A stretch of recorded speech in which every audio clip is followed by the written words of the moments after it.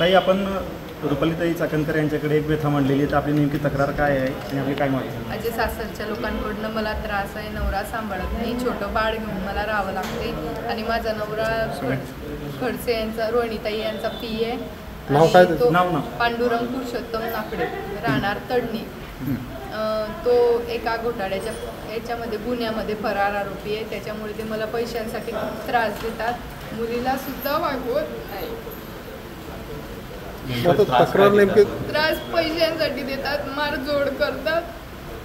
पैसे मागितले जसे मागले तसे भाऊ देत जसे गेला. दिले तसे मी फोन पे त्यांना तुमची तक्रार नवऱ्याविरोधात आहे का रोहिणीताईंविरोधात? माझी सासरच्या लोकांविरोधात. पण ताई, रोहिणीताई वगैरे त्यांचे कार्यकर्ते वगैरे धमक्या देतात, आम्ही तुम्हाला बघून घेऊ. प्रत्यक्ष रोहिणीताईंची कधी धमकी आली तुम्हाला? ताई पण देतात आणि पदाधिकारी पण देतात. त्यांचे का धमक्या देतात ते कारण काय सांगतात? ते नाही माहिती मला, पण ते देतात. काय म्हणतात? की बा आम्ही गुन्हा दाखल केला वगैरे, आमचं नाव घेतलं तर आम्ही तुम्हाला बघून घेऊ. त्या दबावाखाली मी आतापर्यंत गुन्हा नोंद नाही केला, पण माझ्या आणि मुलीच्या भविष्यासाठी मी आता गुन्हा नोंद करते. किती आतापर्यंत पैसे तुम्ही दिलेले? मी ना मी अशी कॅश त्यांना 30,000 दिलेले होते आणि असे ऑनलाईन त्यांना लॉजवरती दिलेले आहे. तो फरार आरोपी फरार असताना लॉजवरती पैसे दिलेले. रक्कम किती दिलेली आतापर्यंत? रक्कम तशी जशी लागली तसे सामान पण घेऊन दिलेलं होतं. संकेत त्याला सोनं वगैरे ते दिलं, त्याने मोडून टाकलं, माझं पण मोडून टाकलं आणि आपल्यावरती खोटे आरोप करतो. काय मागणी? रोहिणीताई असं म्हटलं होतं की तो पांडुरंग नाफडे त्यांचा पीए कधीच नव्हता. होता तो पीए. तुम्ही रेकॉर्ड काढू शकतात त्यांचं. आता त्यांनी माझी पीए घोषित केलेलं आहे त्याला. ताई, आता मागणी काय आपली? मला आणि माझ्या मुलीला न्याय पाहिजे. मी मुलीला त्याला देऊ शकत नाही, कारण आमच्या दोघांच्या जीवाला धोका आहे त्याच्यापासून. आता तुम्ही पोलीस संरक्षणाची मागणी केली, तुम्ही म्हटलं की जीवाला पण धोका आहे. असं काय घडलं? माझ्या परिवाराला आणि मला, माझ्या मुलीला जर काही झालं तर कडचे परिवार, नाफडे परिवार आणि त्यांचे कार्यकर्ते लोक जबाबदार राहतील. नाव काय तुमचं? माझं सीमा पांडुरंग नाफडे. काय आश्वासन दिलं आता? ताई बोलल्या की आम्ही तुमच्या पाठीशी आहे, सगळी यंत्रणा तुमच्या पाठीशी आहे. तुम्ही तक्रार देणार आहे का माझं? हो, मी गुन्हा दाखल करणार आहे. बरं, तुमचं असं म्हणणं आहे की थेट किंवा रोहिणी खडसे यांच्या दबावामुळेच तुमची तक्रार आतापर्यंत हो, दाखल झाली? त्यांचे कार्यकर्ते आणि त्यांच्यामुळे की ते धमक्या देतात जीवे मारायच्या वगैरे, म्हणून आम्ही थांबलेलो गुन्हा दाखल करण्यासाठी. माझ्या बहिणीला न्याय मिळण्यासाठी आम्ही इथपर्यंत आलेलो होतो आणि आम्हाला असं आहे की आम्हाला न्याय मिळेल. काय मागणी काय? प्रॉब्लेम असा आहे की ताईला आहे ना, ताईला आम्ही पांडुरंग नाफडे, रोहिणी खडसे पी आहे ना, त्यांना दिलेलं होतं लग्नाला. लग्न केलेलं होतं. त्याच्यानंतर त्यांनी फरार वगैरे त्यांचे काही जे झाले होते घोटाळे वगैरे, त्याच्या फरारमध्ये त्यांनी लॉजिंगवरती राहिलेले होते. माझ्याकडे पैशाची वारंवार मागणी आणि तिला संसारामध्ये काही त्रास वगैरे, मुलगी झाली तेव्हा पण त्यांनी कानातलं 5 दिवसाच्या मध्ये मागितलं होतं. मग तेव्हा मध्यरात्री मी कानातले घेऊन गेलो होतो तिथं. तेव्हा ताईंना पण फोन केलेला होता. तेव्हा ताई बोलले होते तुमचा संसार, रोहिणी खडसे, त्यांना फोन केलेला होता रात्री. तेव्हा कानातले पण दिलेले होते. ते लॉजवरती राहिलेले होते तिथं जळगावमध्ये. रेतीचं काम सांगून राहिलेले होते. 15 दिवस आहे. 2 एंट्री आहे त्यांच्या. तिथं पेमेंट मी केलेलं होतं. इथं 30,000 रुपये कॅश दिलेले होते कालिंका मातेच्या मंदिराजवळ जळगावला. आणि घरगुती सामान पण घेऊन दिलेलं होतं. आणि पैसे रोडनं भरपूर सामान पाठवलं आहे. सोनं वगैरे ते सर्व दिलेलं होतं आमच्या. तक्रार काय? कोणाच्या विरोधात तक्रार? तक्रार पांडुरंग नाफडे. पण इथे ताईने रोहिणीताईंचं पण नाव घेतलं की मग त्यांचे कार्यकर्ते येतात.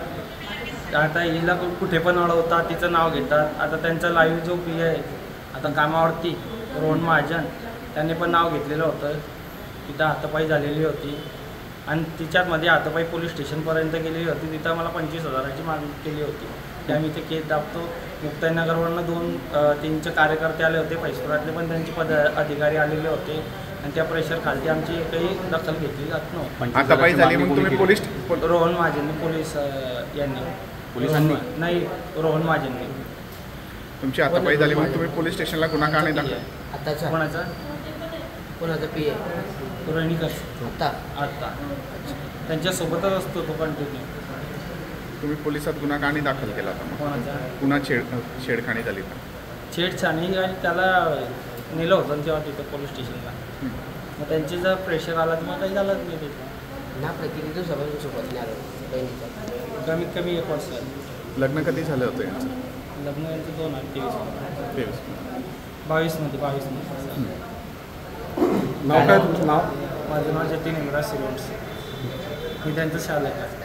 आणि आमच्या परिवारात जर काही झालं तर खडसे परिवार, नाफडे परिवार आणि त्यांचे सहकारी जे कार्यकर्ते असतील ते जबाबदार आहेत. महिला अत्याचाराची तोंडावरती स्प्रे मारून जो आहे तो त्या ठिकाणी महिलेवरती अत्याचार करण्यात आलेला आहे.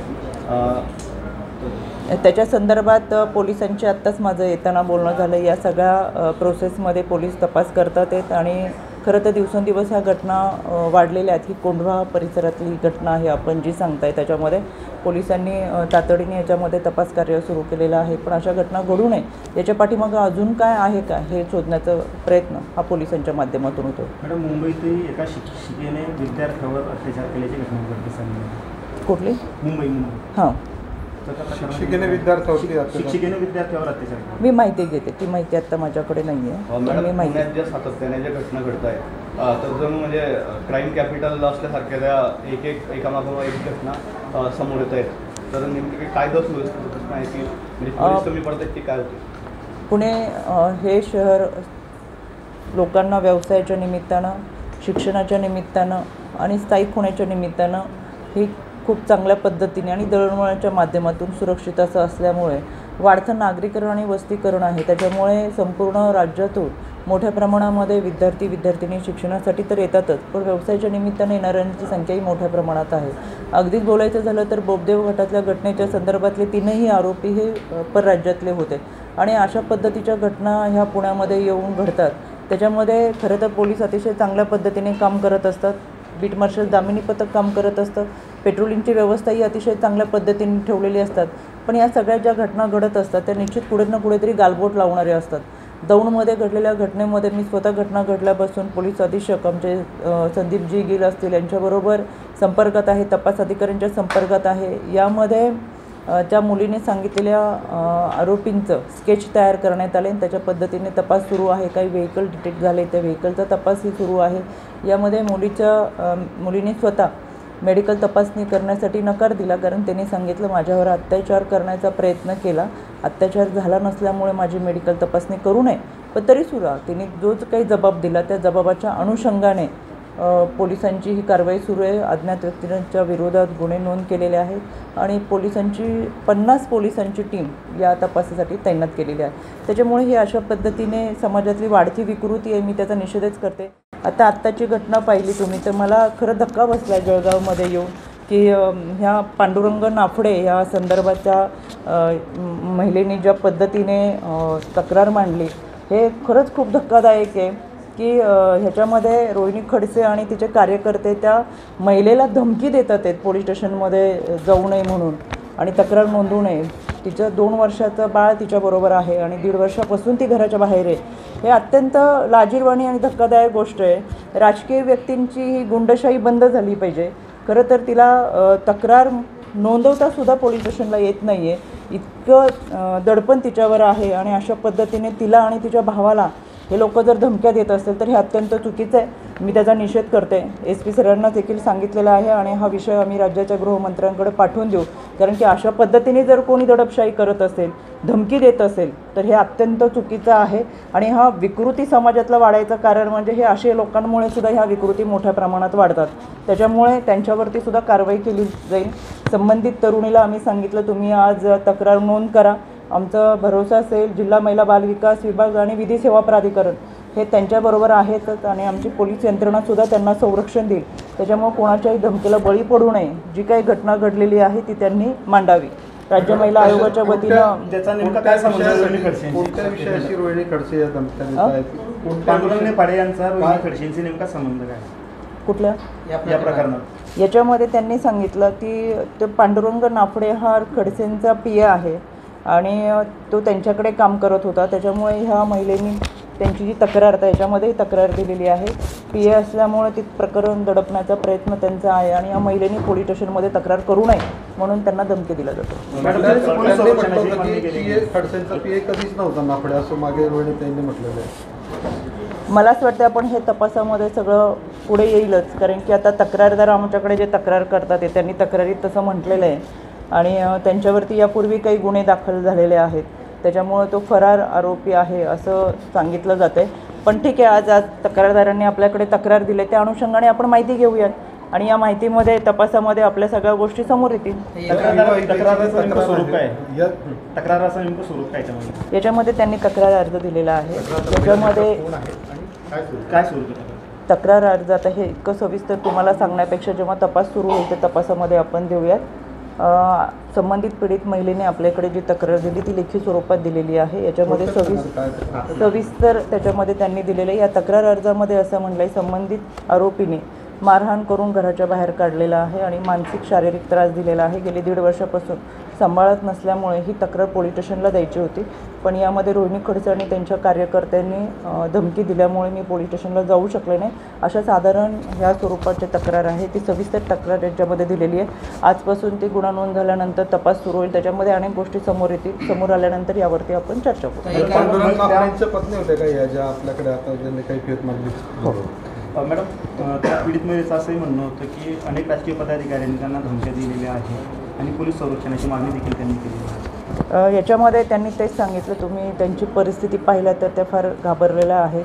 त्यांना कदाचित ह्या लोकांनी धमकी देऊन किंवा त्यांचं एक वाक्य होतं, आता मी ते सांगत नाही की आम्ही कशा पद्धतीने मारू शकतो, त्याच्यामुळं त्यांना ती भीती बसली असल्यामुळं कदाचित त्या तक्रार नोंदवायला की तक्रार नोंदवल्यानंतर पुढे आम्ही काय करू शकतो अशाही धमक्या त्यांना त्यांच्या बोलण्यातून सारखं येत होतं. तरी सविस्तर आमचं जिल्हा महिला बालविकास आणि भरोसा असेल त्यांना विश्वासात घेऊन सविस्तर विचारून घेऊ. मला वाटत नाही त्यांची मानसिक स्थिती ही घाबरल्यामुळे ते आपल्याला सविस्तर सांगू शकलेल्या नाहीत, पण आपण त्यांना विश्वासात घेऊन संपूर्ण माहिती घेऊयात त्यांच्याकडून नक्की काय झालेलं आहे. पण हे अत्यंत चुकीचं आहे. कोणत्याही व्यक्तीवर अन्याय झाला तर पोलीस स्टेशनला तक्रार दाखल केली तर पोलीस ही कारवाई करत असतात, पण त्या पोलीस स्टेशनपर्यंतही तक्रार देण्यासाठी किंवा पुढे येऊन नंतर परत तक्रार दिल्यानंतर आपलं काय होईल या भीतीपोटी ते आलेलं नाही आहेत. हे अत्यंत धक्कादायक आहे. पण पोलिसांनी ती जबाबदारी घेतलेली आहे. संबंधित पोलिसही चांगल्या पद्धतीने त्याच्यामध्ये त्यांना सहकार्य करतात, पण स्थानिक पातळीवरती राजकीय गुंडगिरी मला ही दिसती आहे. त्याच्यामुळं राज्याचे गृहमंत्री अतिशय सक्षमपणे काम पाहतात. त्यांच्याकडे मी जरूर 2 दिवसामध्ये